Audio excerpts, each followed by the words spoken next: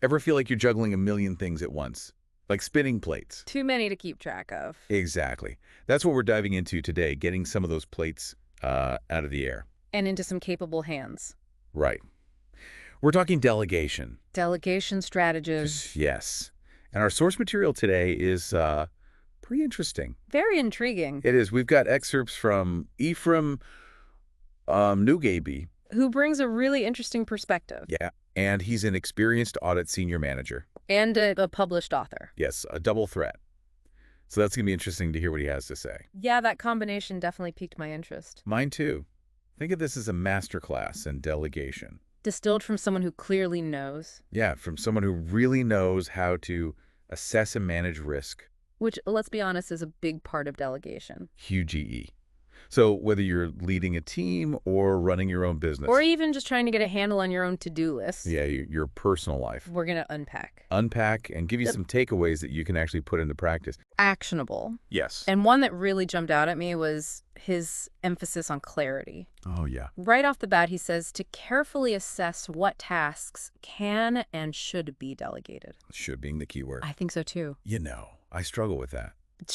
Knowing what to delegate. Yeah, it's hard. It really is. I mean, how do you decide? Well, it's about being selective. Okay. Because not every task is suitable for delegation. Right. Some things require your specific expertise, your knowledge. Right. Others are too sensitive to hand off. That makes sense. But when you do delegate, having that clarity up front, that really minimizes the risk of things going wrong. Foresight. Exactly. It's like preemptively answering all the questions someone might have before they even think to ask them. Oh, I like that. Okay. Oh. Yeah, so thinking through every step and potential pitfall, that makes a lot of sense. Yeah, it's all about anticipating challenges. He also stresses choosing the right person for the task. Oh. I mean, given his background in audit and risk assessment, it makes sense that that would be really important to him. Absolutely. You want to make sure you're matching the task's complexity and requirements to the individual's skills and experience. Okay, so you wouldn't ask someone who's never baked a cake to be in charge of the wedding dessert? You'd hope not.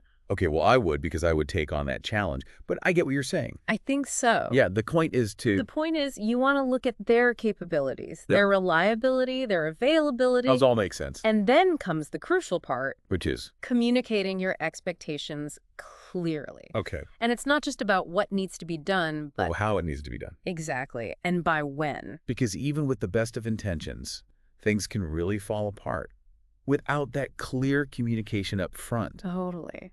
It's so important. Like, I'm thinking of a time that I delegated a research task, and I just assumed that the person knew where to find the data. Yeah? And they didn't. Yes. Yeah, big project delay. Oof. Yeah, classic delegation mistake. It happens. Never assume, always over-communicate, lesson learned. Always. And then Onid Gabe reminds us that delegation doesn't absolve you of responsibility. Right. And this is where the difference between accountability and responsibility comes in. Ooh, okay. I'd love to hear you explain that a little bit more. Yeah, so you delegate the responsibility for completing the task, but you retain the accountability for the overall outcome. Okay, so give me an example. Sure. Imagine you're planning a conference.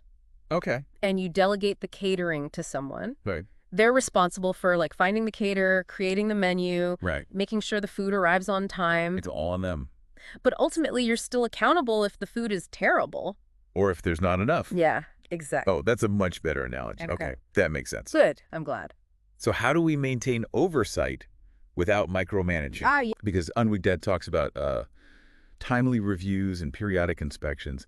But those terms, I don't know. They sound a little intense. They do. He is coming from an audit perspective. So think of those more as checkpoints rather than interrogations. Okay, yeah. So set clear milestones. Okay. Establish regular communication channels. Got it. And focus on progress over perfection. I like that. Ask for updates. Okay. Offer support. Support. But resist the urge to hover. Okay. Trust but verify. Exactly. And this all ties into his final point about maximizing productivity. Yes. He's all about focusing on high-value tasks. The ones that move the needle. Yes. The ones that really make a difference. Exactly. And using delegation to free up your time and energy for those things. To focus on what matters most. He talks about not letting lower priority items detract from your focus on those strategic and impactful There you go. action. So think about it in your own work or life, like What are those high-value tasks that only you can do. that only you can do? What can you confidently hand off to someone else? That's where delegation really becomes your superpower. So 3 key takeaways from Ephraim Manugbi's approach to delegation. First, crystal clear communication is crucial, At every stage. both in choosing the right person, AD outlining the task. Yes. Second, you delegate responsibility but retain accountability, right? You got it. So find that sweet spot between trust and oversight. That balance is key. And third, identify those high-value tasks that only you can do. And protect your time for them. Yes. Use delegation to free up your time and energy for those things. Work smarter, not harder. Pretty solid advice. I think so. Really actionable. Now, Anugbi also emphasizes the importance of sharing and learning together. A collaborative approach. So I'm curious, think about a task that you've been hesitant to delegate. The one you keep putting off. Yes. How could you apply these principles to make that happen successfully? What steps would you need to take to feel confident handing it off? That's something to ponder Food for thought. as you go about your week. Definitely. And if you're interested in diving deeper into Oni Wigby's work, We've got you covered. we've included links to his books and speaking engagements in the description. Check them out. Until next time, happy delegating. See you then.